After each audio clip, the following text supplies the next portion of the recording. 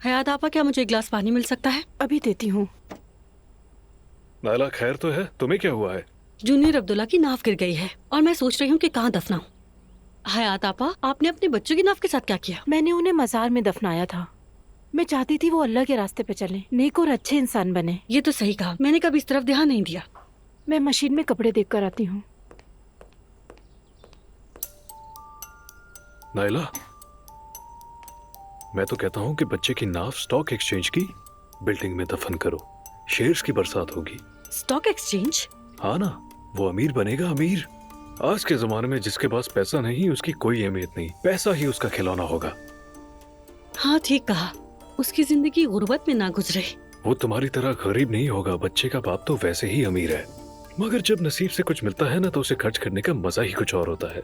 क्या मेरा बेटा एक साथ अमीर, तालीमी याफ्ता, एक अच्छा दीनदार इंसान और अपने घराने का वफादार नहीं हो सकता? इंशाल्लाह ऐसा ही होगा। उफ, मैं क्या करूं या अल्लाह। हाँ। क्या करना है जान गई हूँ।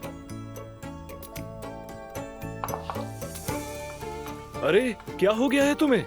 क्या तुम किलर हो या फिर सीरियल किलर हो? ये क्या कर रही हो? बात मेरे बेटे की हो तो सारी बातें बेकार हैं। आखिर मैंने एक शहजादे को पैदा किया है।